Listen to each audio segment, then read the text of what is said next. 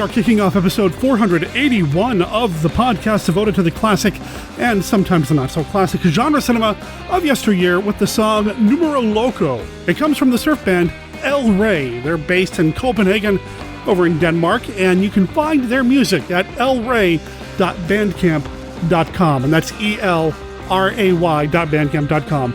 The album is called Transitions. You can pick up the digital album for $10, and it includes this song that I really like. So you're going to hear it in its entirety at the end of this episode of Monster Kid Radio. I'm your writer, host, producer, Derek M. Cook. I'd like to welcome you to the show. This week, we are going to be talking about a movie that I originally didn't really like. But as time went on, the more times I watched it, because there were things in it that I thought were worth rewatching, I ended up really enjoying the movie. And I really enjoyed the conversation that I had about this movie with my friend Tracey Morris. Tracey is the high muckety muck over at Disney Indiana, and the movie that she picked was The Invisible Woman. Yeah, it's an odd one. It's kind of the odd man out, or I guess odd woman out, when it comes to the Invisible Man franchise from Universal. But I found it incredibly enjoyable, and I hope you enjoy the conversation that I had with Tracey about this film. Also, back after taking a well-deserved week off is our man Kenny with a look at Famous Monsters of Filmland. Before we get into the rest of the show, I wanted to comment on something, actually a number of somethings that have happened since the last episode came out. At the end of episode 480, I mentioned that my wife and I, that Brenda and I, were separating, that we're splitting up. And I received so many messages on Facebook and by email from so many of you offering your support. I really appreciate it. I really appreciate nobody trying to villainize Brenda because, well, she's not the villain in any of this. It's just something that kind of happened. But I also really appreciate everybody reaching out to me to offer me their support. And I've tried to follow up with a lot of people. There are still some people that I have not followed up with yet. I do plan on responding. It's just one of those things where it is still kind of an emotionally heavy thing for me to deal with, so it takes a lot out of me to kind of think about it too much, but when I do, it's also therapeutic. So if you have sent me a message about any of this, you can expect a message back. It's just going to take a little bit of time to get caught up on everything. So once again, thank you so much. That was really the only feedback we received between the last episode and this episode, so there won't be a traditional feedback section this week, but that doesn't mean you can't send feedback in for next time. You can email me at monsterkidradio@gmail.com, or you can call and leave us a voicemail at 503-479-5657. That's 503-479-5MKR. I really want to stress the voicemail because I don't know if it still works. It hasn't been used in so long. I don't know if it still is assigned to me. So if you have any feedback about this episode or any of the previous 480 episodes, or maybe the Monster Kid Movie Club or the Monster Kid Astronomy Club, feel free to use that phone number to drop me a line, or send an email, or send a message by Facebook. Heck, send me a tweet. I'm on Twitter a lot more often these days too. I just mentioned the Monster Kid Movie Club and the Monster Kid Astronomy Club. This past Tuesday saw the launch of the Monster Kid Astronomy Club. What is this? Well, this is where I show science fiction movies on Twitch. So you go to monsterkidmovie.club on Tuesdays at 4 p.m. Pacific, and you're going to get at least 3 hours of classic Monster Kid approved science fiction. This past week, we kicked things off with a Joshua Kennedy movie, and then a Russian science fiction film that was brought over here in the States and then redubbed, as well as an episode of Tales of Tomorrow. And I can tell you that next week on Tuesday, I've got 2 more really cool movies lined up. I've got Mission Stardust and Battle Beyond the Sun.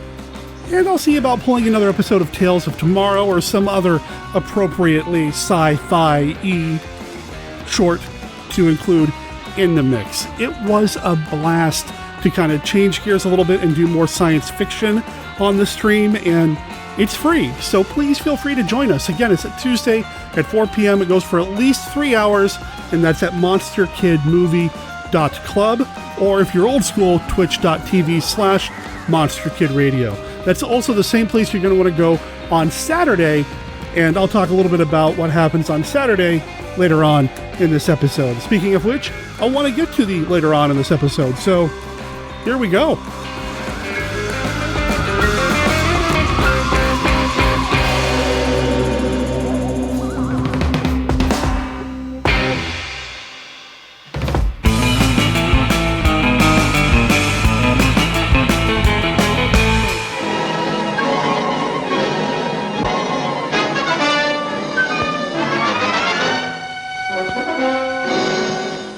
Enemy spy at large, an invisible man.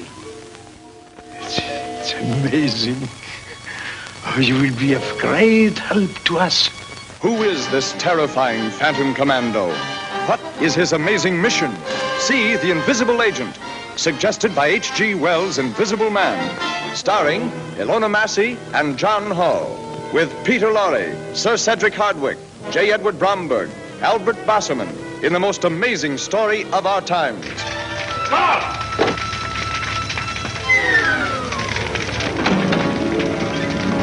Steady now. Don't let him get away.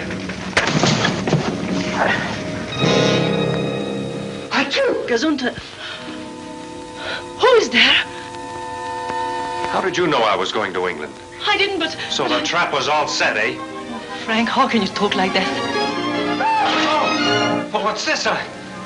It's full of hooks. Oh, they're tearing into me.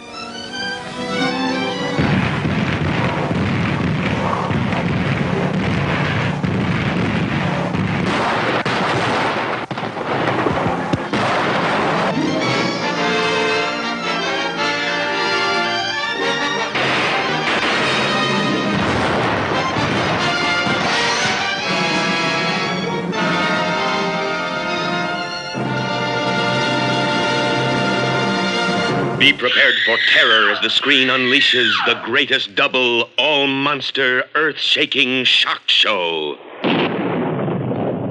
Cronus and She-Devil. Cronus, the most horrifying monster of all time, sucking up the world's lifeblood and atomic energy to keep his fiendish world of outer space alive. And She-Devil, hell's most gorgeous demon.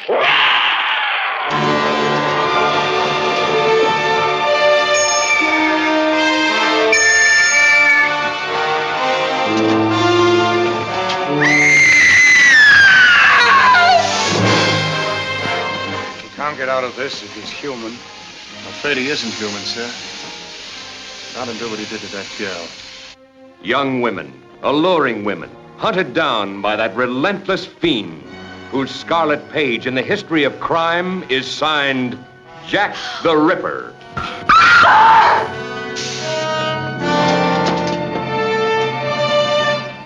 Don't come up here. He shocked you as the gunslinger in Shane.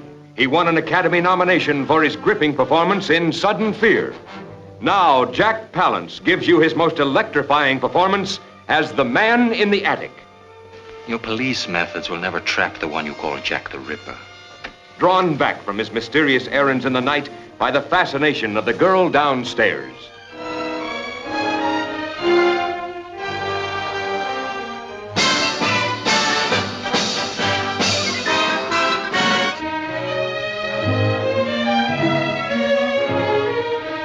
You're mocking me! Same as my mother. Same as all of them. Mocking love, living for lust. You are evil.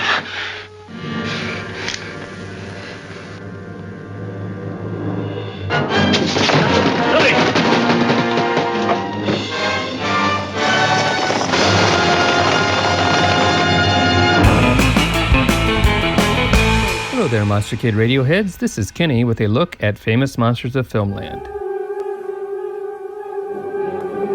Today's guest, Tracey Morris, is the co-host of the Disney Indiana podcast, along with her husband, Scott.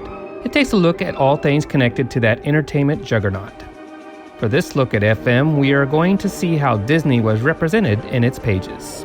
Early Disney cartoons were filled with witches, demons, ghosts, dragons, and even were-donkeys. But the first Disney film to register a paragraph-long mention was the sci-fi classic 20,000 Leagues Under the Sea.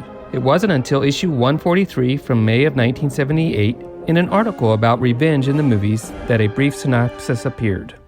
In the late 70s, when Disney dared to add a P to its G, FM took notice and covered one of the first Disney films aimed at adults, The Black Hole. Let's take a closer look at the coverage of this sci-fi epic. The Black Hole was first mentioned in issue 154 from June of 1979. It was a 3-page preview article with 2 photos. It began with this. What is blacker than the heart of Blackula? Than the evil deeds of the unholy three? Than the black hole of Calcutta? The black hole of Disney Studios, that's what. Probably, if you search through the Things to Come features in FM and back issues as far back as 4 years ago, you'd find intimations of the black hole. At first untitled, in the pre-production stage, it was the project of one Winston Hibbler. He died. After his death in 1976, a film without a name became orphaned until it was adopted by a Peter Ellenshaw. Mr. Ellenshaw decided to call it Space Probe, a title you've seen mentioned more than once in past numbers. On 11 October 1978, the Disney Studios excitedly announced to the world, "We have begun production on the most ambitious motion picture in the history of Disney Studios, The Black Hole." Nearly everything about this mammoth undertaking sets it apart from our efforts of the past. The Black Hole has the largest budget we have ever committed to a film project, more than $17 million. The approach will be strictly adult. We aim to appeal to the millions of sci-fi fans who made Star Wars and Close Encounters such big box office. It continues with a look at special effects wizard Peter Ellenshaw and an explanation of what a black hole is. After a look at the actors' cast, it concludes with this. Starship Cygnus is a major star of the black hole, being a fabulous spacecraft a half a mile in length. The Titanic stellar vessel encounters a supervoid in the vacuum of space, and at that point, here's where the super secrecy comes in. But our spy in sci-fi land, the Invisible Man, has had his invisible ear to the ground and has come up with the following scuttlebutt. There's some reason to believe that when the principal characters aboard the Cygnus encounter the black hole, they split off in half a dozen different directions and encounter sights and wonders, the likes of which Walt Disney himself would have found dizzying. With the release date set for December, we're looking forward to a bright Christmas with the appearance of The Black Hole. The Black Hole was covered again in issue 161 from March of 1980. It was an 8-page article with 8 photos. It begins with a discussion of the possible endings for the film, with the contention that one had not been decided on. Forey proposed an ending he had written for a story in his youth that was similar to the ending of the Jodie Foster film Contact. The article continues with a brief synopsis, then ends with this tease. The truth, the whole truth, and nothing but the truth is what you'll see and hear. Sentient robots, sentry robots, blasting lasers, a meteoroid shower, air cars bobbing like bobsleds, a mechanical army, a super scientist, insane or a genius, a ghost ship that comes to life. These and 1,000 more thrills from the sense of wonder workers that are the hallmark of Disney Studios. In half a century from Mickey Mouse to Mechie Monsters, The Black Hole promises to be sci-fi entertainment that's light years ahead of anything the Disney Studios have done before. In issue 162 from April of 1980, The Black Hole is featured on the cover. Inside we find a 6-page article with 11 pictures. It begins with this historical anecdote. Roy Disney asked his brother Walt to come to his office on an urgent matter. It was 1940 and customary in those days for Roy to visit Walt at the studio when the news was good. So when Walt entered his brother's office, he knew the news was going to be bad. Roy explained that all the profits made from their first feature-length cartoon, Snow White and the Seven Dwarfs, had been eaten by the making of Pinocchio, Bambi, and Fantasia. Roy thought Walt would really be concerned, maybe shocked, when he told him that they were in debt, $4.5 million. Walt just laughed. I was just thinking back, he managed to say through his laughter. Do you remember when we couldn't borrow $1,000? And now we owe $4.5 million. I think that's quite an improvement. The article goes on to highlight other risky moments for Disney, with mentions of Steamboat Willie, Flowers and Trees, Snow White, The Old Mill, 20,000 Leagues Under the Sea, and The Black Hole's $17.5 million budget.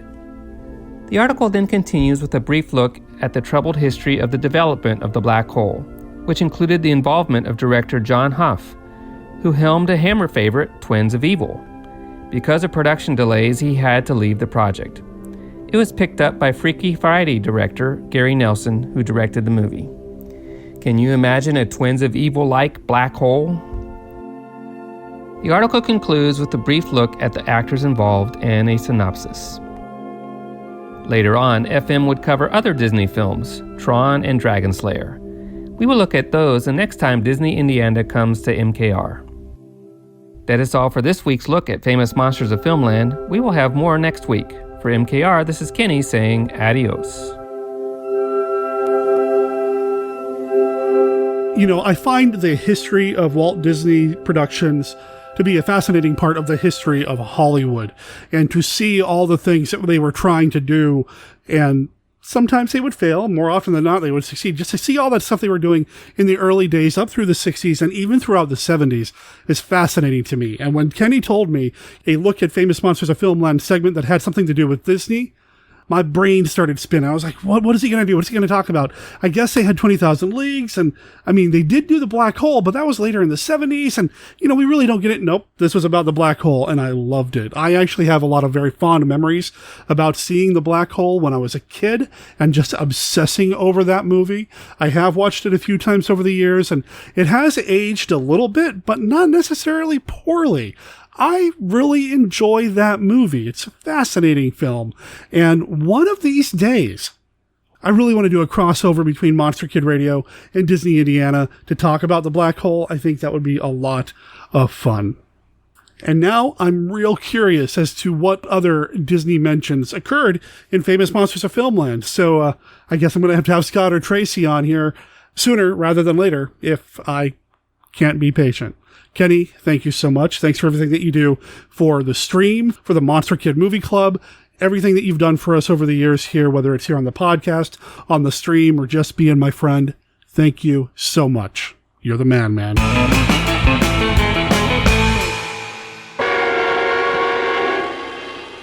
Your attention, please. During every suspenseful moment of the running of the motion picture macabre, the life of everyone in this theater will be insured by Lloyd's of London for $1,000 against death by fright. However, even Lloyd's of London will not grant coverage for any person with a known condition or for suicide by any member of the audience. No, what has he done, Polly? Tell me. Go on. She's not dead. Not yet. That she's in a good, big coffin for her. Don't worry about being scared to death. Your heirs will collect after you've gone. Where is she? I can hear her breathing. Where is she? Bring someone with you to see this motion picture. You'll want some live hands to hold during the performance. And you won't want to go home alone after it's finished, if you're able to go home.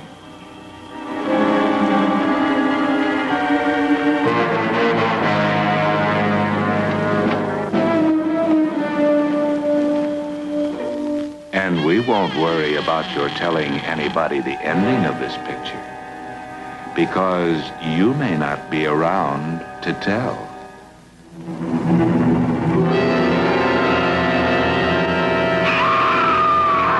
These are the living members of its cast. If you meet any of them in a dark alley, we advise you to scream for help, if it's not too late to scream.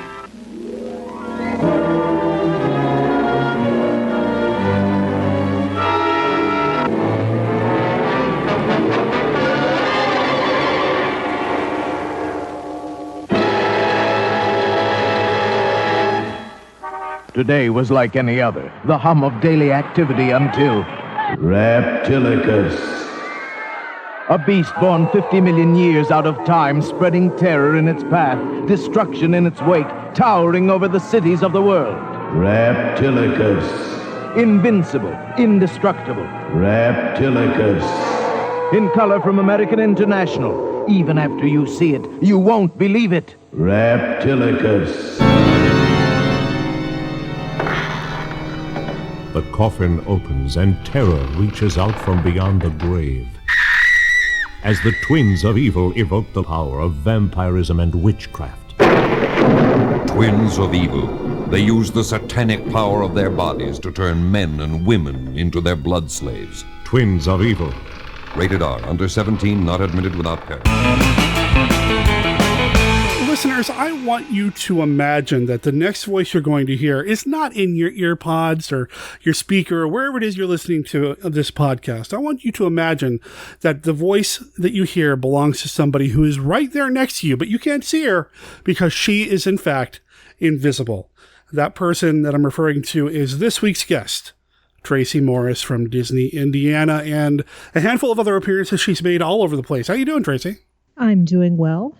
It's the Invisible Tracey. It's the Invisible Tracey, and the good news is I don't feel the need to kick you in the pants. Well, I don't podcast with pants on, so I'm not too worried about that, but I may have just revealed a bit much about myself that I should. Anyway. Yeah, when I was watching Invisible Woman this time around and that line of dialogue came up, I had forgotten about that line of dialogue. I literally, and I'm using that word literally, laughed out loud because of my aversion to all things pants. That was good.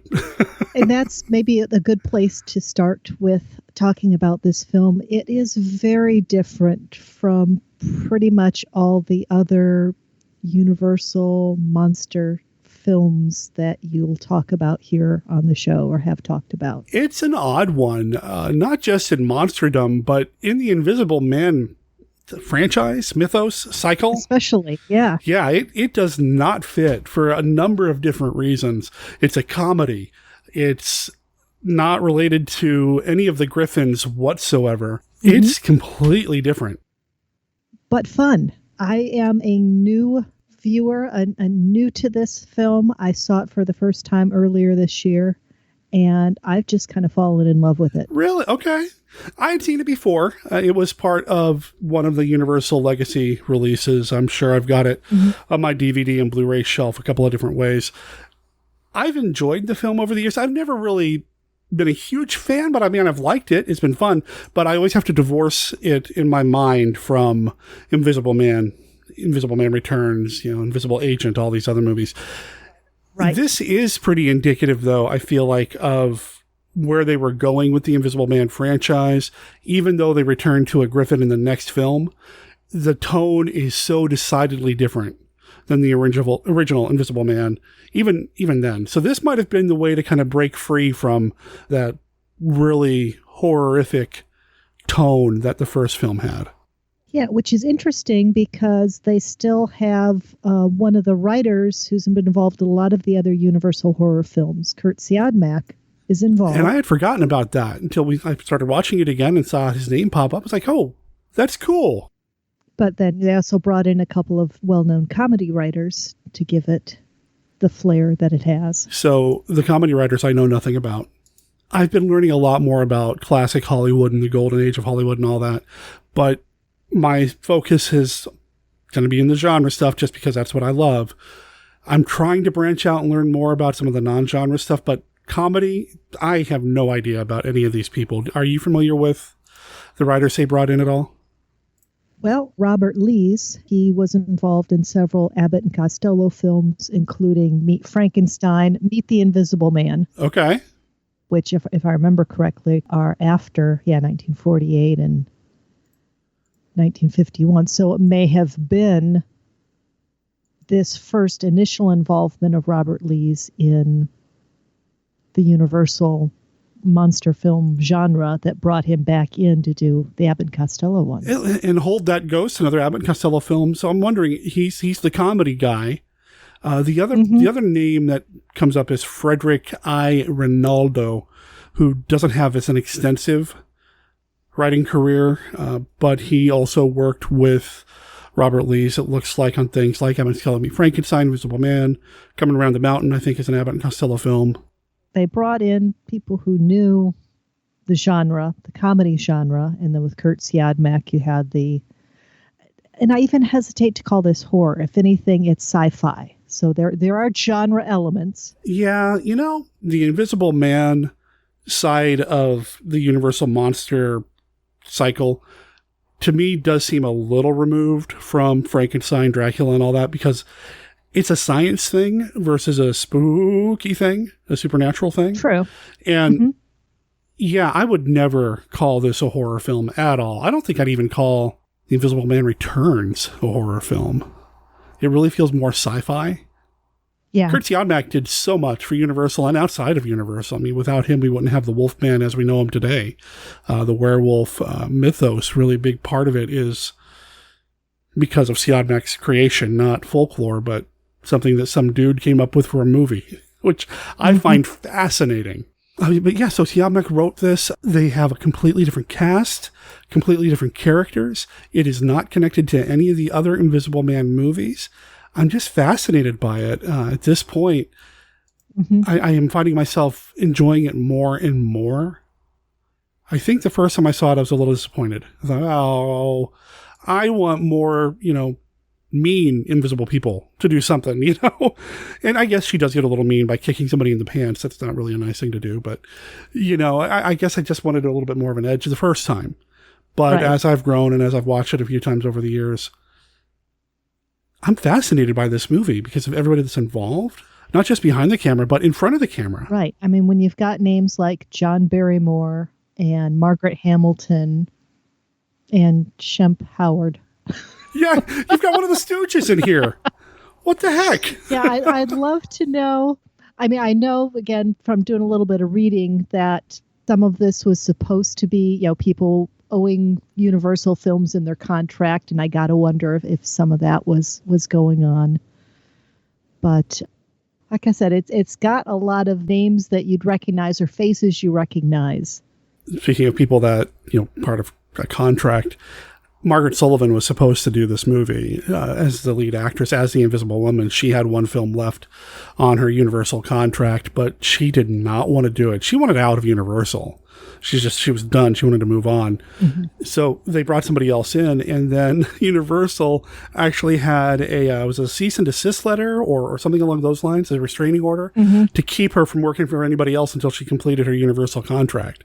So she ended up doing one more movie for them, but it wasn't this one, which I think is okay because Virginia Bruce is great. Yes, she's definitely a standout. I'm not familiar with her from anything else. I'll be honest, but yeah, she's just a really feisty, interesting character. I mean, she takes the role of, well, yeah, sure, turn me invisible, go for it.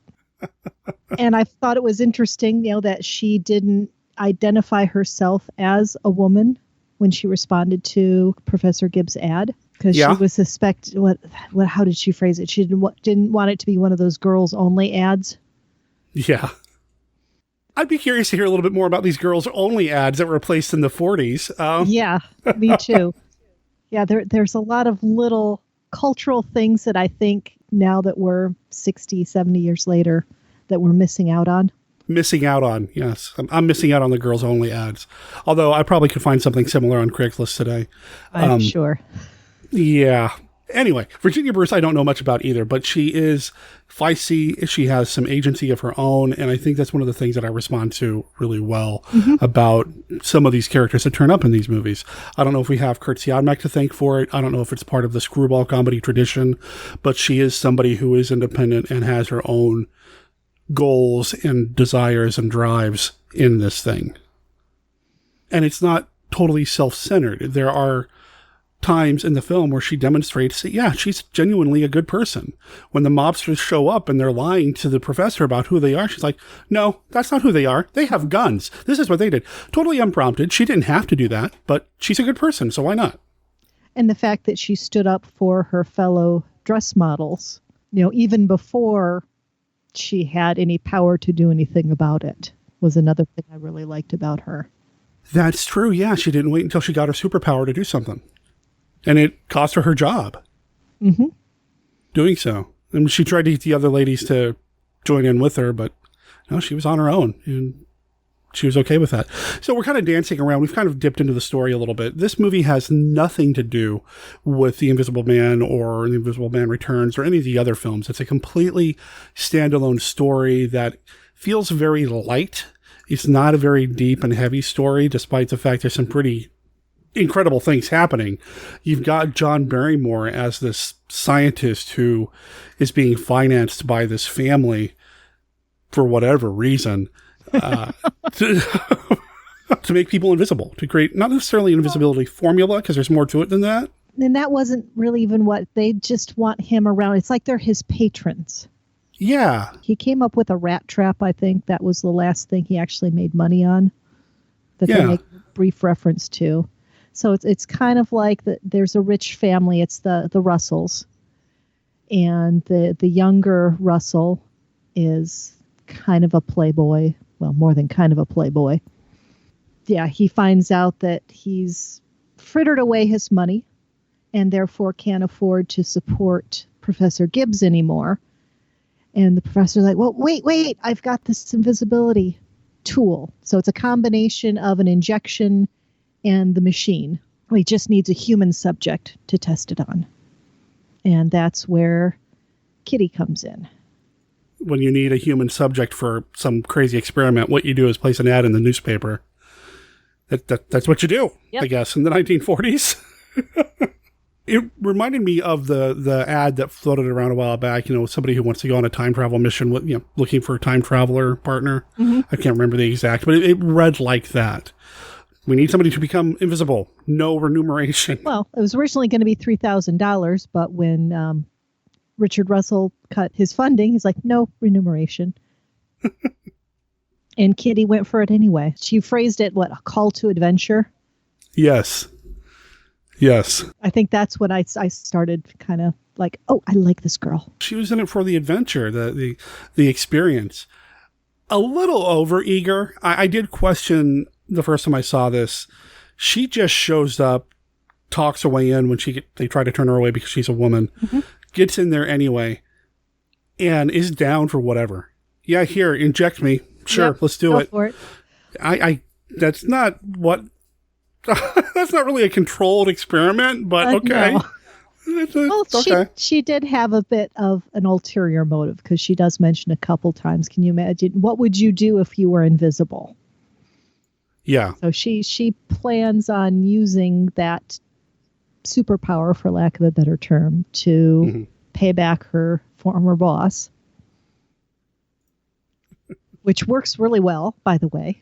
Oh, yeah. So she is a model. Like you said, she's a dress model.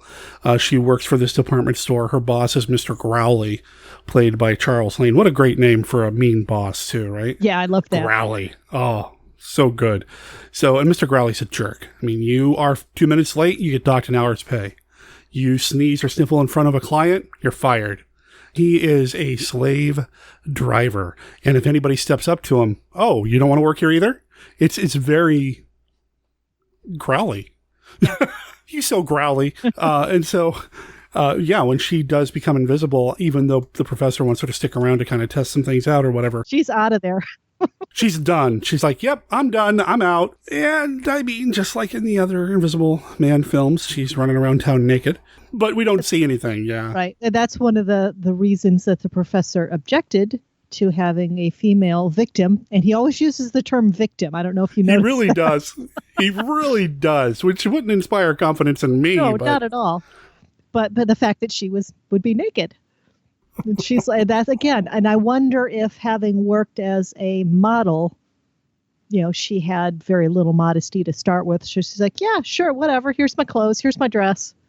Put my hat. Yeah, take care of my hat. I noticed that too. And I noticed the first time we meet Mr. Growley, he just kind of barges into the ladies' dressing room. And some of them, again, we're not seeing anything. It's the 1940s, but it's slips and. Yeah, you're seeing some slips. People aren't fully dressed yet, and he just does not care. And the models don't seem to care either. They don't do there's a man, and kind of cover themselves. I don't know what that voice was, by the way. Wow. Did you go through the invisibility machine without the serum? Apparently. We'll get to that in a moment. Oh, yes. Yeah, and I love when she shows back up at Crowley's office, and she tears the place up. It's great. She does. And we really get to see the technical achievement of the special effects here. One of the things the Invisible Man movies do incredibly well from Universal are the effects. Whether it's seeing an invisible person walk around while they're wearing clothes, the reveal in the first film from the Invisible Man, her getting dressed, undressed while she's invisible, knocking things over things or moving around without her being there, without us seeing her being there anyway. And when she tears this place apart, it's making me think of like a Bedknobs and Broomsticks style kind of things, just kind of gets going all over the place, and I love it. Yeah. In fact, The Invisible Woman was actually nominated for the 1942 Academy Awards for special effects. Really? That's great. Yeah, that's such a relatively lightweight film got that kind of recognition. I think is kind of awesome. Yeah. But yeah, I found myself watching each one of those scenes. It's like, okay, did they do this? Was this all puppetry? Was this the equivalent of green screen at the time? There's a couple of places where it doesn't quite hold up. But again, if you put yourself back, I think 1940s technology, 1940s capability, it's pretty impressive. Specifically, there's a moment where she is putting on and taking off gloves when she's invisible, where you start to see some of the seams, so to speak, of the effects coming apart. But I felt like the puppetry part of it, the making objects move. Yes. Fantastic. And my favorite moment of this is when we have a medium shot of a door and the camera slowly moves into an extreme close-up of the doorbell, and then the doorbell depresses itself because she's ringing the doorbell. That shot, I mean, you've got this moving camera doing something, and these are not small cameras back then. These are big machines, right? So you've got this big machine, this big camera moving into this extreme tight shot of this doorbell that's about to ring itself. And I know full well there's probably just somebody on the other side of the door. There's a stick glued to the underside of the button. He's just pulling it. I know it's not that technically advanced, but it looks so cool. Now, see, the scenes I really liked is the whole brandy, drinking the brandy scenes. So they've got goblets of liquid that they're puppeteering and managing not to spill. That, and when she lays down on the fur rug and it actually depresses. And we've seen like footsteps in the snow before, but it's a fur rug. I don't know how they did it, but it looked really cool. I'm sure I could analyze it, and people probably have, and it's probably available out there to try to figure out how it was done, but man, it looked cool. So we have, Kitty getting her chops back at her former boss. Now she does come back to the professor's lab. Before we move away from Mr. Growley, I want to ask you, the first time you saw this, I thought she was going to throw Growley out the window. Yeah, I did too at first. It's like, oh, this is getting dark. But like no, she just slams the window down on him and kicks him in the pants. Yeah, I was a little concerned that this movie was about to take it. I thought this was a comedy. I don't understand. Well, wait a minute. Yeah. Well, we've seen in previous installments of the Invisible series that the serum or the treatment drives you insane. Yeah. But no, she just closes the window on his head and hands to keep him in place while she gives him a good pants kicking. Mm-hmm. Although now it would have been a very different movie if that had happened. Yeah. But this and much more in keeping. This does change Mr. Growley's attitude. So whatever she did and keeping him alive did make him a much nicer and amiable employer. But yeah, after she's done with that, then she goes back to the house to hook back up with Professor Gibbs. And well, I mean, she has to go back there anyway. Her clothes are still there. True. And that's another thing I'm looking at, kind of some of the notes, is at the time of its release, it was considered a little risque, because they do comment multiple times about her being naked. When she's invisible, she obviously has to be naked. Yeah. For it to work. Which I don't know if they would have been able to get away with if this was a darker movie, and just kind of knowing the sensibility of how the studios and the rating systems worked back then. Heck, maybe even now. If it was a dark horror movie, would they let her be naked? I don't know. Huh. Yeah, I like that idea that because it was a comedy, they were able to make light of, oh, she's in, disarray. Yeah. Now, and I do like that Dick Russell, the leading man, so to speak, automatically assumes that if she was willing to be turned invisible, she must be fat and ugly. I thought that was very telling of his character. Very much so. What a jerk. He starts off kind of a jerk. I mean, he's established to be a rich, spoiled brat, pretty much. He treats his long-suffering butler terribly. The family advisor, he sasses back to him. So yeah, he's just not that great a person at the beginning. What did you think of the butler? Oh, God, I love him. I love George. Oh, he was really good. Charles Ruggles is the actor, and he provides us with our Disney connection. You got one. I know you said something right before we started recording. What do you got? He was Charles McKendrick in The Parent Trap. Okay. And he also lent his voice to the Aesop and Son features in Rocky and Bullwinkle. Oh, wow. Which is not Disney, but still fun. He was definitely a huge part of the comedic tone, just his reactions to everything going on around him. As the hijinks ensue, he was right there in the middle of it. He's kind of stuck in that he doesn't grow very much through the entire film. No, That's the same things that startled him at the first start of the film continue to startle him all the way through the film, despite being, exposed to the Invisible Woman's hijinks. But I love it. My favorite moment with him, though, is not anything with the Invisible Woman. It's when he's going up after his employer as he's storming up the stairs. And it's this big curved staircase going up. And the butler has a ladder there for some reason or other. I guess he was cleaning something. I don't remember why the ladder was there. But as our hero, quote unquote hero, is going up the stairs, the butler's kind of trying to cut him off basically or follow along up the ladder. The hero doesn't stop, and neither does the butler. And he takes quite the fall, and I like it. Yeah. There's, like I said, a lot of physical pratfall elements that actor performs, or his stunt actor performs. Whoever it was. Man, I felt bad for him. Like, dude, you're taking your lumps, and all the times you fall onto the floor, that can't be fun. Because he faints a lot.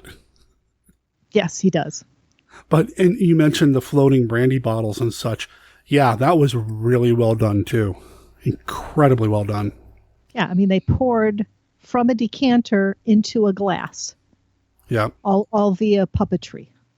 So we mentioned that John Barrymore, the well-known distinguished actor, is in this film as Wikipedia puts it, the dotty old inventor. Again, I really liked his character. He's just he's got his own little vision. He's worked so hard to do it. I'm still not quite sure why he was trying to keep her so much a secret from the butler when they go up to the lodge to track down Dick Russell. Yeah. The leading man. But there was a lot of potential for humor there. Now, I did read that Mr. Barrymore, since he was later in his career, if you know anything about him, he was very much an alcoholic. Yeah. And they had to kind of sprinkle his script on cue cards all around the set. And I was trying to watch for that in the second viewing to see if his eye lines were off. And I didn't know. I got so caught up in the story that I kind of forgot to watch for that. I didn't notice it myself this time around either. I was trying to find where he's got lines hidden, and some of the things said that they were hidden behind vases and glasses and things like that. But half those glasses are levitating, so I'm not sure how that worked. I didn't see it. I thought he did a really good job. Now, the Barrymores, legendary family, right, in Hollywood, and with good reason. When they're on their game, man, they are incredible actors. And John Barrymore had one heck of a career. This was towards the end of it. This might have been like the third to last film before he passed in 42. But he had one heck of a career, and there's a reason for that. He is good. Started in the silence and just moved on. And I wonder if he was relying on his training from being in the silent films for some of the more comedic reactions to things in this film. Because there is kind of a silent film jive going through some of this. Yeah, I can see that. but I love his reactions to things. I love some of the lines and the back and forth and his just kind of scoffing at what's happening around him. It's just great. Mm-hmm. It's fun. Yeah, very much. He plays the absent-minded professor to a T. Oh, yeah. He totally could have been the absent-minded professor there. Or the guy who invented flubber. He could have been that kind of character, you know? He was just great. Mm-hmm. When I hang out with him some more. And John Howard as Richard Russell does kind of grow. He does eventually come around to being sort of likable, but he still kind of has to be rescued by Kitty, which is still nice. Yeah. Yeah, I enjoyed that. Well, she rescues herself as well. Yeah, that's true. So let's talk about what she has to be rescued from. She's not the only person who looked into that ad. Mm-hmm. We've got, are they mobsters? I guess. It's never really said. There's the boss, mm-hmm. who's in Mexico. So he's had kind of been run out of the country for whatever reasons. There's a couple things he says. He never quite right out says where he's from, but I get the feeling it was supposed to be Chicago. Yeah. Because he definitely, talks about, the lake, missing, his power and his status. So he's homesick. He wants to go back. So he sends I'm guessing like his main guy, his top guy in charge, and a couple of other thugs. And Shemp. And Shemp, was one of the thugs, to go find out about this invisibility tool, ray, whatever it is, because he wants to sneak back into the country and go visit his homeland. So they're supposed to steal the device. Donald McBride is kind of the leader of this group. His nickname is Foghorn. He's got a great voice. Oh, yeah. And I'm trying to think of where else I know him from. I mean, he's got a huge filmography. He was in Marx Brothers movies. He was in Abbott and Costello movies. Oh, good. Okay. But yeah, he's kind of the lead of this group of thugs, and they first try to kind of charm their way into talking with the professor. I think they're offering to finance him or something like that. Yeah. And that's where Kitty, who had overheard them talking outside about their plans to actually kidnap the professor, kind of breaks in and says, "Nope, that's not what's happening. They're lying to you. They've got guns. There's something going on." And she's, of course, still invisible, which they didn't seem nearly as fazed by. Now, I think you have to be hired help to be freaked out by it, because Margaret Hamilton, as I guess the housekeeper, also seems to be a little easily shaken in the film. Everybody else seems to be totally cool with it. I don't know. Yeah. I don't know if that says something about the caste system or what, but... So she rats them out. They leave, but then they come back in the dead of night, and they steal the equipment, but not the injections. And the reason they're able to get in and break in is because the professor and Kitty have gone off after Dick Russell, who has gone up to his lodge for the weekend. Yeah, there's this implication, I guess it's not really implied, it's pretty much stated, he's out of money. Mm-hmm. But he still has this lodge he can just go retire to whenever. Okay, whatever. But yeah, he's going to go fishing, and so they've got to go show him what they can do and let the story progress. And it's a little chilly up there at the lodge.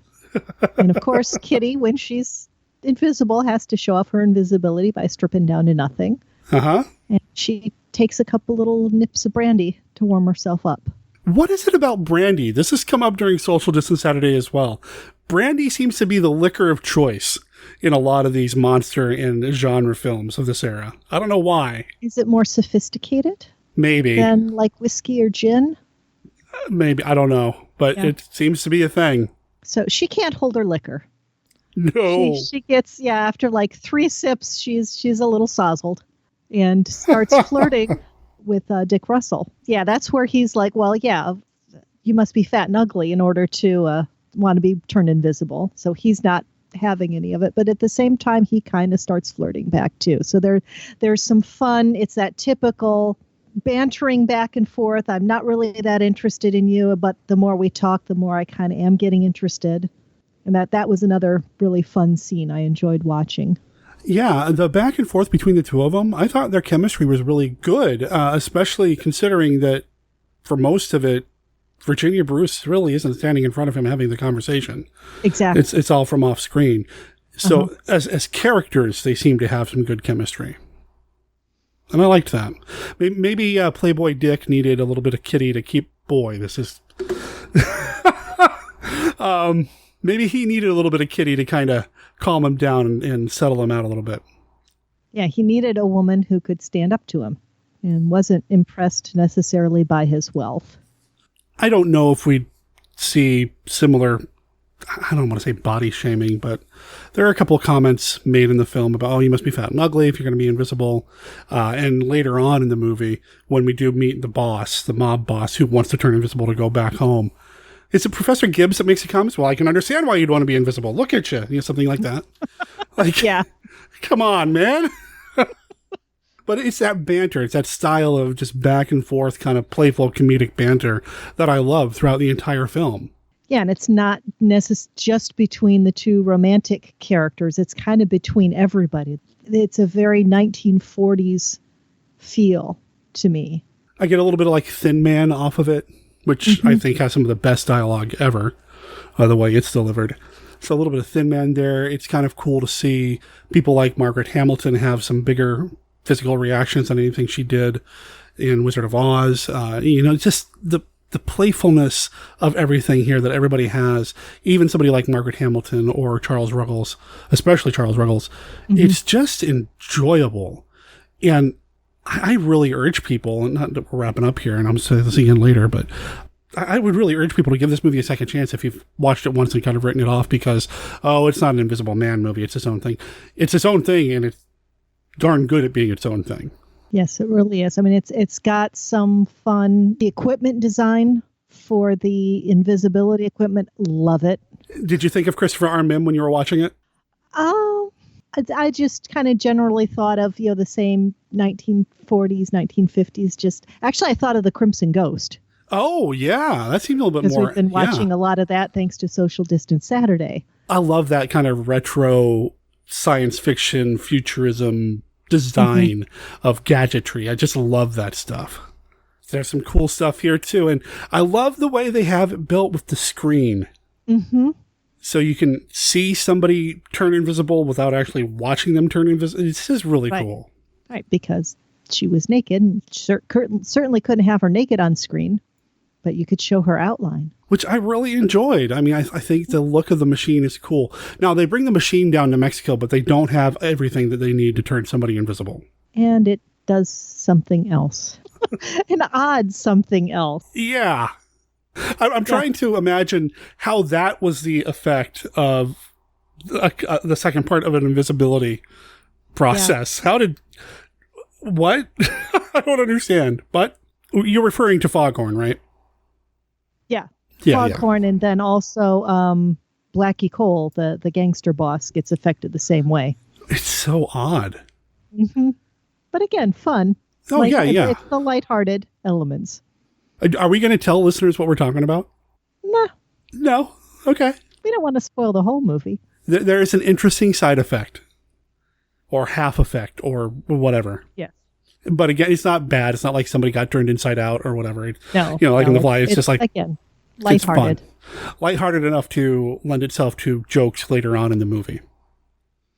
Which, again, I really appreciate the way this was constructed. It's not just little one-liners here and there. There are things that are set up that can be played with throughout the rest of the film. Yeah. I love the way the alcohol element feeds back. Oh, yeah. Into the climax, quote unquote, the climax of the film. Yeah.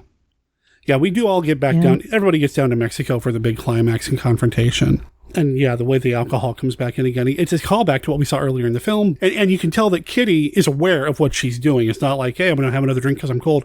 She sees the alcohol. You see the recognition on her face. You can tell that she's the one making the plan to save everybody. Yes. I respond so well to women who are in charge and know what they're doing. I may have just revealed a little bit more about myself today, but... But again, and she's using her brain. Yeah. She's using her intellect and not just... I mean, she kind of... I'm trying to think, does she flirt with the gangster? She doesn't really. Not really, no. I mean, she's a pretty woman. Mm-hmm. I mean, she's a model for crying out loud, so you know she's attractive, you know, especially for this era, you had to be for that particular work, right or wrong. You know, she's an attractive woman. But that's not all she is, and she doesn't have to use those assets to get ahead throughout the rest of the film. Right, and that's another thing I appreciated. And there's a little thing that happens at the end of the movie that I also really enjoyed. It's kind of like this little stinger, could there be a sequel if they wanted to kind of thing? Yes. And, you know, we never got one, unfortunately. I would love to see a follow-up to these characters and see them get into another jam and have to save Professor Gibbs from something that he did, you know, something along those lines. Because I really want to just hang out with these characters a little bit more. It was a lot of fun. The music is by Frank Skinner, who is probably stock music that Universal had. So maybe that's a connective bit of tissue to go back to some of the other Invisible Man movies, because he was one of the people on Universal staff to do a lot of those films. But otherwise, again, it's its own standalone thing. People just having this fun adventure, and we're along for the ride. Yeah, it really is more of like a screwball comedy with a little bit of adventure thrown in, a little bit of science fiction thrown in. Looking at the Wikipedia, the reviews weren't that great. It got called silly and banal and repetitious. Somebody else said it was laugh-packed, brightly dialogued, a lot of fun. I agree with that a bit more. Yeah, me too. Yeah, it is a lot of fun. It's... Those people are wrong. I can't say that. Maybe there are people here that are listening to this who just don't like the movie, and that's fine. But Tracey and I both really enjoyed it. I thought it was smartly constructed, written. I like the direction. I like the special effects a lot. I really love the character of Kitty Carroll. Really like her a lot. I don't know much about the actress, about Virginia Bruce. Do you know much about her? No, I'd like to find out a little bit more about what else she has done. I thought she and John Howard played off each other well. Yeah. I enjoyed her interactions with John Barrymore as the professor. I mean, she frustrated him so much. Yeah, she had her own agenda. I'm going to turn invisible. I'm going to take care of these things. And, okay, I'll come back and I'll play along with you now. No, I loved it. I loved her. And not bad for second choice here, you know, since they wanted Margaret Sullivan to begin with. I don't know how Margaret Sullivan would have done, but, you know, who we ended up with did a really good job. Really enjoyed Virginia Bruce's portrayal here. Now I want to know more about her. I want to know more about this movie overall. You know, that's the downside about some of these movies that are not considered the top tier monster movies of Universal, is that you don't have as much material out there. Mm-hmm. Yeah, we might have to try to do a little bit more digging in and see. A little bit more of a deep dive. Yeah. Yep. I will do some searching on that for sure. And I know I'll be watching this again. Yeah, me too. It's not a typical Universal monster film in any way, shape, or form. If you're looking for something a little different that still has that sprinkle of sci-fi in it, it's a good way to spend an hour and 15 minutes. It's a fairly short film. It's about 72 minutes, something like that. Yeah, it runs pretty tight, pretty short. Do we know how it did box office wise? I mean, the reviews were kind of mixed, but did it make its money back? On its release, it grossed just under $660,000. It had a $300,000 budget, so it about doubled its money. Okay, so it made money. Mm-hmm. But I guess not enough to have Universal continue down that route when it came to do the next Invisible Man movie. Because the next one was The Invisible Agent, which I adore. I love The Invisible Agent a lot. Which, again, took the franchise in another direction, you know, more of the spy, the noir idea. So it's like they're kind of trying to hit all the genres. Hit it all. Yeah. And then the next one after that is kind of a return to form with, you know, an Invisible Man taking revenge on people. So yeah, it's really, the Invisible Man franchise is kind of uneven. Mm-hmm. But I love that about the franchise because you get so much, like you said, we're going to hit all the genres. We're going to do it all. And then we go flat out comedy with Abbott and Costello's installment, which also references Griffin. So, you know, it's good stuff. And I am super glad that you wanted to talk about this one, that you kind of watched this one and just kind of fell in love. What prompted you to put this in? It was one of the ones that Scott just put it on, and I started watching, and it's like, yeah, I kind of like this. Right on. Well, I'm so glad that you stumbled across it, because it gave me a chance to kind of break out of what I've been watching a lot of lately and just have some fun with a genre picture. It's just fun. You know, Barrymore's awesome. You get some Shemp Howard, which I forgot he was in it, actually, because I don't associate him with anything other than the Stooges. So when he was on screen, he was like, oh, wait, what? Oh, I know who that is. Yeah. It's good stuff. Now, we dove right into talking about the movie, Tracy. Mm-hmm. We skipped something. What did we skip? The Classic Five. I was going to say, how do I indicate that I'm inserting Steve's thing right here? The Classic Five! We skipped the Classic Five. It's the game that we play with everybody that comes on the show, and I remember, and I'm not going to forget this time. Each card is a this or that. Which movie do you prefer style question. There are no wrong answers. Just a way to pass the time with some fellow monster kids, keep the conversation going, or starting one altogether. Tracy, you want to play a round of it? Sure. All right, here we go. Card number 1. What Hammer film character was the best dressed? Ooh. Christopher Lee Dracula is coming to mind. He's pretty damn suave. Yep. And I'm trying to remember in, we've got the Twins of Evil. They were kind of fashion plates too. Oh, yeah. When they weren't falling out of their dresses. They were something. I'd have a hard time narrowing it down to one character, but all the fancy gowns of the ladies in the Hammer films. Okay. Always fun to see those costumes. Yeah, that's what we're watching the women for, the costumes. That's what I'm watching them for, mostly. All right, card number 2. Oh, this is so sad because this weekend that we're recording should have been Monster Bash. This is from the Monster Bash expansion.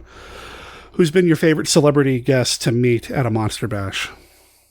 Probably Caroline Munro. We had the opportunity to meet her at one of the October bashes when they had the Ladies of Hammer. She and Martine Bestwick both.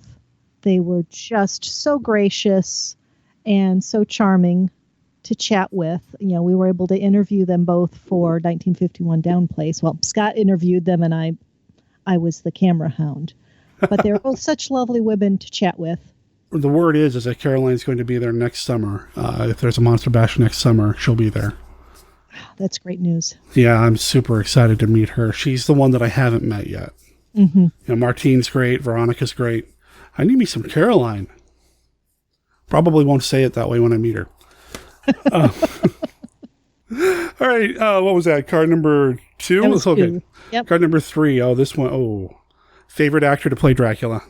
Oh, you're going to make me choose. The cards want to know. The cards want to know. I will answer Bela Lugosi today with the full knowledge that Christopher Lee may be my answer tomorrow. But again, having just recently seen Ed Wood and having recently seen that portrayal, that Dracula is in my mind at the moment. Yeah. I'm always on Team Bela, but Christopher Lee's so good too. It's just very different portrayals. It is. You know, they play him totally different. And part of it, I think, is the source material. Mm-hmm. Lugosi's Dracula is very, you know, people use the word stagey a lot, and it is. It feels a lot like a play, which makes sense because it was adapted from the play versus the novel, so a lot of the big set pieces feel like, yeah. Whereas the Hammer stuff is a lot more dynamic. Yes. But Bela had the eyes. Oh, and man. Hands. Yeah. How do you do that? I am double jointed. And you must be Hungarian. Yes. You must be Hungarian. Yeah. Oh, man. Speaking of Lugosi, next card from the Universal expansion, Fritz or Igor? I kind of know where you're going to go here. Probably more familiar with Fritz. Really? Have you seen Lugosi do Igor? Refresh my memory. Where Son of Frankenstein and Ghost of Frankenstein is where he plays Igor. I'm have to admit I'm not 100% sure I've seen either of those all the way through. I'm sure I've caught bits and pieces here. A lot of people say that Igor is Lugosi's best work. And he's really good in Son of Frankenstein. Really good as Igor. But I think Fritz gets forgotten about. Probably overshadowed by Igor. But Fritz gets forgotten about. For years, I thought Igor was in the first film until I actually started watching the movies and realized. Yeah. The name is more familiar, you know? Mm-hmm. All right, final card. William Castle or Bert I. Gordon? Castle or Gordon? As the director, sure, I'd have to go with Castle. Okay. Film-wise, looking at their career in films, it's a little bit closer. Everything Castle brought to the film-going experience, all the extra glam really speaks to me, and I don't know that I at least I'm not as aware of Bert I. Gordon doing those kinds of things. I don't think Mr. Big did, but then I don't think anybody really did what William Castle was doing. Yeah. He really was the king of the gimmick. Mm-hmm. Have you ever seen any of his movies with the gimmick intact?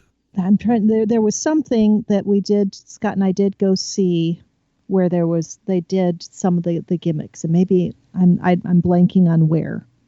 They showed The Tingler here a couple of years ago at the Lovecraft Film Festival, and they only had a few seats rigged. I guess that's how it was done. Right. 16 seats were rigged in this massive theater, and I didn't get one of the tingled seats. However, I did let myself kind of get into the mood, and I'm normally not. I have a hard time getting into the mood of these things sometimes when it comes to these movies and these call and response type things.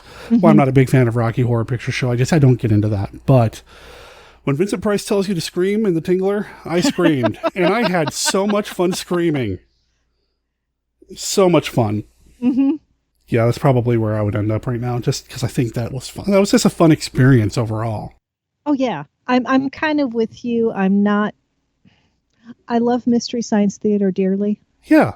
But I wouldn't want to be in an audience that's making fun of a film. We had the opportunity to see the silent Phantom of the Opera in a theater setting, and you could tell who in the audience was not familiar with some of the conventions of silent movies, and they were kind of laughing at things that were very stagey, and it's like, that's not what you're supposed to be laughing at.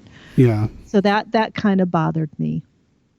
But at the same time, being in an audience at a Castle type of performance where you're expected to interact with and react to what you're seeing, that's the kind of thing that you miss in a home viewing.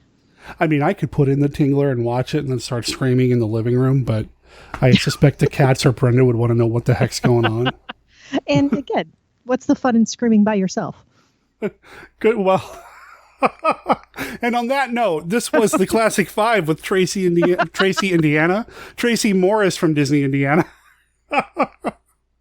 Well, I think we gave our final thoughts on The Invisible Woman already. We just played the Classic Five, and I just mentioned Disney Indiana. That's at DisneyIndiana.com. This episode's not going out right away. We've got a few episodes before it, but what's coming up on Disney Indiana so people can know what to either look forward to or look into the archives for? Since a lot of the summer blockbuster films that we would normally be covering haven't been happening, we've been diving a lot into our audio archives. So for about the last month or so, we've been sprinkling in recordings from the parks, either attraction recordings or entertainment recordings from previous visits. We are continuing our Mickey Sees the USA monthly segment where we're reading from a 1946 kids book where Mickey and Minnie and Donald and Pluto are traveling across the United States with a travel trailer, and it's kind of like a geography, social studies lesson. That's cool. Oh, well, this part of the country, it's known for salmon fishing and the mountains, and this over here, here's Yellowstone. And so it's been kind of interesting to see what they chose to focus on in each part of the country we visited so far.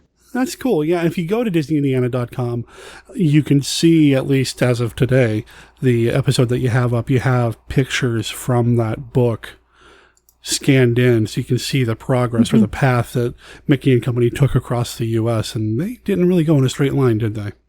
No, they hit. I think they tried to get him to at least touch on just about every state. Yeah. Wow, oh, wow.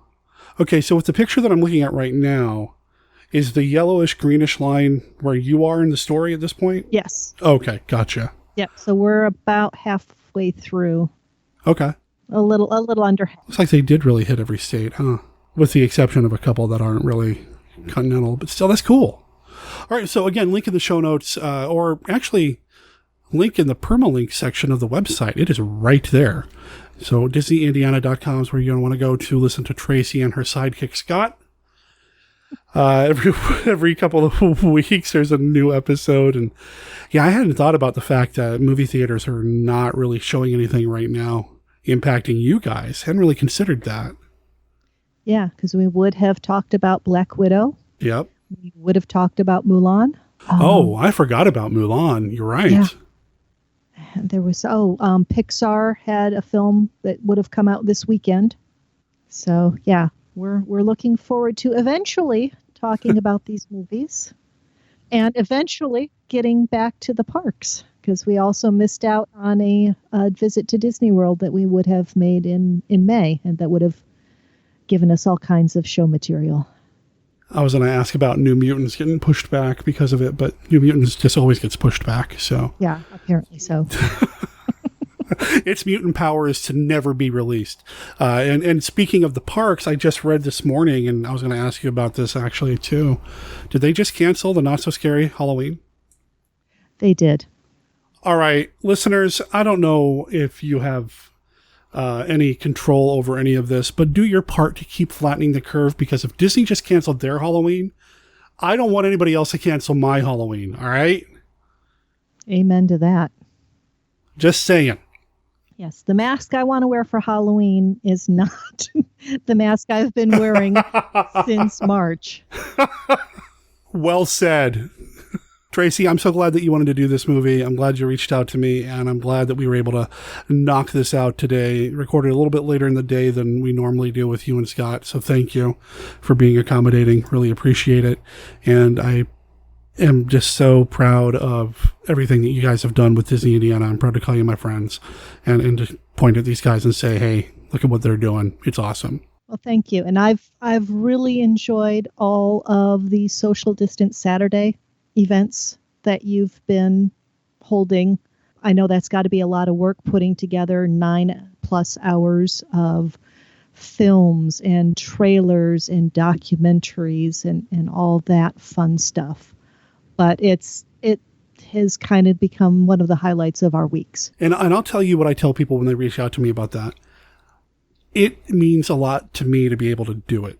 I love putting together that run of movies. And I know it means a long couple of days for me prepping it, but I love putting it together. And I love that you guys have been supporting me with Stuffed with Character. And here we go. Stuffed with Character. What is it? Stuffed with Character are your fandom faves in cuddly fleece form. So I have a couple different sub-lines. The one that's most applicable to Monster Kid Radio is the We Belong Stuffed characters. Mostly Universal monsters. I have a Frankenstein's monster, Bride of Frankenstein, Gillman, Dracula, Wolfman, Mummy. I've done a couple other little one-offs. I made a Barnabas Collins for a friend. You have a Kay Richardson to go along with your creature. Now, these characters, they're about 8 inches tall or so. They're adorable. They are typically, under normal circumstances, unless there's one that requires a lot of work, about $15 a piece, right? Right. 2 for $25, according to the Facebook page. Custom design requests start at $20. I would recommend people check that out. As of this recording, she just made a master from Monos to Hands available, and it looks awesome. Thank you. Check that out, too. But it's been fun having you involved, and I really appreciate all of your guys' support. So check out Stuffed with Characters, listeners, if you want to support Scott and Tracey, specifically Tracey, because I don't think Scott's allowed anywhere near needles, and see what she's got on offer, especially since she would have sold some at Monster Bash if we were there. Yeah, I do have a nice little stash of especially Brides and Frankenstein monsters. So I can make you a deal on a pair of those if you're interested. Just, tell me Monster Kid Radio sent you. There you go. stuffedwithcharacter@gmail.com is a good email address to get a hold of them as well. Yep. All right. Well, link in the show notes, of course. Tracey, thank you for doing this. Thank you for having me on, Derek. I appreciate it. Tracey and I talked about a couple of things. This recording actually took place several weeks ago, which is when we were still calling what we do on Saturday Social Distance Saturday. Well, we've changed the name. We are no longer that. What we do on Saturdays on Twitch is the Monster Kid Movie Club. You can find it at monsterkidmovie.club or twitch.tv/monsterkidradio. And starting at 11 a.m. on Saturday, Pacific time, we start a block of programming. Classic and sometimes not so classic monster movies, short films, television programs, commercials, trailers, all sorts of cool stuff. And it goes for at least 8 hours. And the cool thing about both this and the Monster Kid Astronomy Club that I mentioned earlier is that there's a live chat going the entire time. Normally, you're not really encouraged to talk during the movies. Heck, Tracey and I even talked a little bit about that in the previous conversation about going to the movies. But in the movie club, there's a live chat, and you can chat the entire time. I can tell you that this weekend, we are going to be showing chapters 2 and 3 of the serial, The Phantom Creeps. We're also going to be showing the movies Killers from Space, The Man in the Attic, and a movie from Christopher R. Mim, Destination Outer Space. Destination Outer Space is the movie that Amazon does not want you to see. And I'll tell you a little bit more about that this weekend during the, I guess we'll call it a club meeting at the Monster Kid Movie Club. Again, it's monsterkidmovie.club, and it's free. And I look forward to seeing you in the chat room and sharing some awesome movies with you on Saturday. One of the other really neat things that happens during a Monster Kid Movie Club screaming, whatever it is, Tracey supports the stream by offering up one of her Stuffed with Characters / We Belong Stuffed figures. And a lot of times they are geared toward whatever movie happens to be shown that week. She'll find one of the movies and she will either dig into her inventory or create a brand new piece that is relevant to one of the things we're showing. And because we're showing The Phantom Creeps, she's pulled out all the stops, ladies and gentlemen. I've seen it already. She's shown me what this figure looks like. It is the robot from The Phantom Creeps. It is a little bit bigger than a normal Stuffed with character, but that's partly because that character in the movie was played by somebody who is over 7 feet tall, and I think the costume itself is over 8 feet tall. It's huge, and this figure is awesome. I'm excited for Tracey and Scott to show you that figure during one of the commercials that they're going to put together. What are these commercials for? Well, it just happens to be a way for you to win your very own We Belong stuffed character from Tracey. In order to become eligible for the drawing for the figure that we'll be doing on Saturday, you just need to, quote unquote, buy Monster Kid Radio a coffee by going to coffee.com. That's ko-fi.com/Monster Kid Radio. Every $3 coffee gets your name put into the drawing for the Phantom Creeps robot Stuffed with Character We Belong Stuffed figure. You know what? Normally we only take entries on Saturday, but let's go ahead and get this thing started. If you want to be considered in the drawing for the figure, and you do not need to be present to win, although it helps, buy Monster Kid Radio a coffee. Again, that's ko-fi.com/Monster Kid Radio, and I'll make sure there's a link in the show notes. This is something that Scott and Tracey are mailing out from their home, so we really can't do anything overseas. So, sorry, guys and gals, if you happen to be over there. But if you're on this side of the planet, feel free to enter. And we'll announce the winner at the end of Chapter 3 of The Phantom Creeps on Saturday.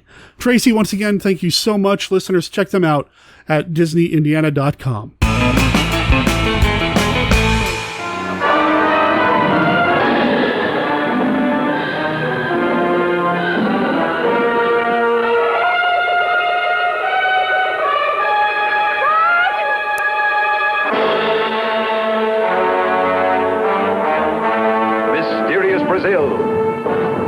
skyscraper cities, thriving seaports, glittering nightclubs.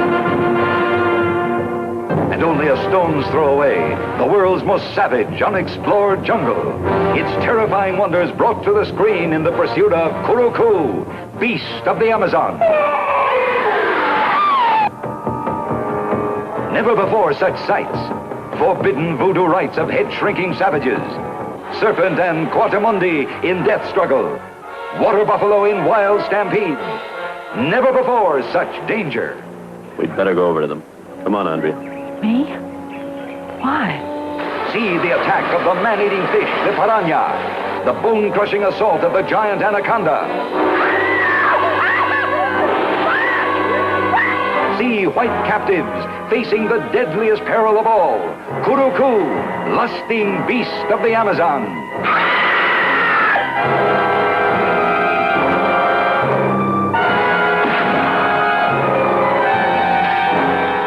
Every once in a while, there is a special kind of horror film that becomes a horror classic.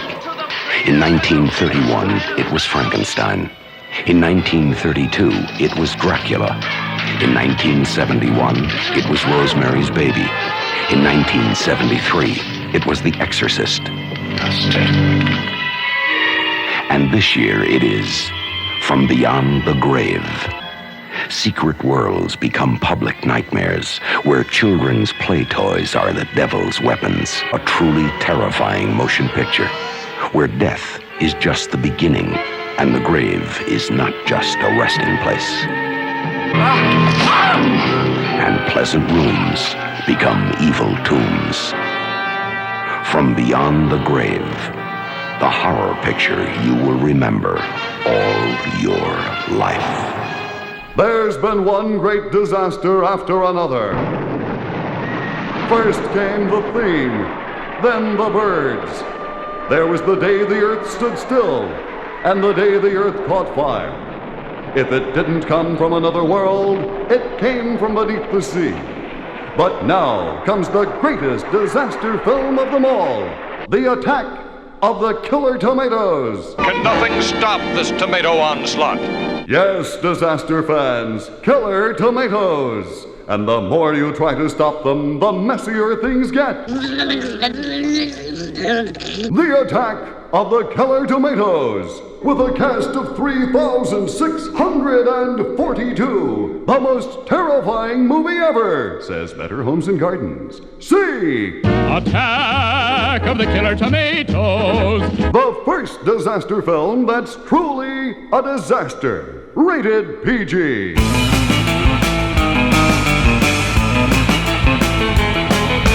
So that brings us to the end of this episode of Monster Kid Radio. I want to thank everybody for tagging along and being part of my Monster Kid Week experience.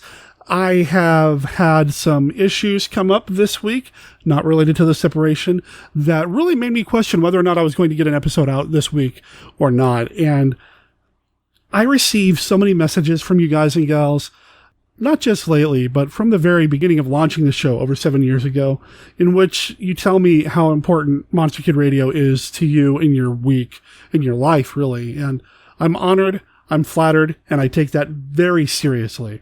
So if any of you guys and gals are struggling, if you need something to take your mind off of whatever is going on in the world, this episode's for you. You can find out everything you need to know about Monster Kid Radio over at our website at monsterkidradio.net. You'll notice that I have updated the special thanks section of the website over there on the left side of the page. All of the patrons who have supported Monster Kid Radio at the AIP level or higher have their name listed in the special thanks segment. And I love that it's so big. I appreciate everybody's support. Now, next week, I'll be doing the executive producer roll call, which are for the patrons who support the show at the Toho level or higher. So come back if you want to hear the executive producer roll call. You can find out more about what we do over on Patreon over at patreon.com/monsterkidradio. Again, there's a link on our website. Also on our website, you're going to find our contact information. I mentioned that at the top of the show. You're going to find links to our Facebook page and Facebook group. You're going to find our Twitter everything that you need. It is right there, including a mention of what's coming up next week. I've already mentioned this once before, but then the schedule got a little weird and I changed things up. You know what? I'm going to set it in stone right now. And of course, having said that, that means something's going to come up. But I'm going to set it in tentatively wet cement. We're going to talk with David Heath next week about the thriller episode Pigeons from Hell. Thriller is an anthology series hosted by Boris Karloff, and Pigeons from Hell is an adaptation. And their episode of Pigeons from Hell is an adaptation, and I think their only adaptation, of a Robert E. Howard short story. Robert E. Howard is one of my absolute favorite writers. He was a pulp writer. You might know him as the guy who created Conan from Conan the Barbarian, but he did so much more, and David and I are going to talk a little bit about that next week, in addition to talking about that particular episode. Should be a good time. I'm looking forward to it. David's a great guy that I don't have on the podcast enough, so that's going to be a lot of fun, at least for me. I hope you guys and gals dig it too. And with that said, I'd like to remind you that Monster Kid Radio is a registered service mark of Monster Kid Radio, LLC. All original content of Monster Kid Radio by Monster Kid Radio, LLC is licensed under a Creative Commons Attribution No Derivatives 4.0 unported license. Of course, that doesn't apply to the song Numero Loco. That is copyright El Rey 2020. You can find that on their album Transitions, which you can find at elray.bandcamp.com, and that's ELRAY.bandcamp.com. Check it out. Let them know that Monster Kid Radio sent you. My name's Sarah Kim Cook. I'll talk to everybody next week when we talk about Pigeons from Hell, and I'm sure a dozen other things. Ciao.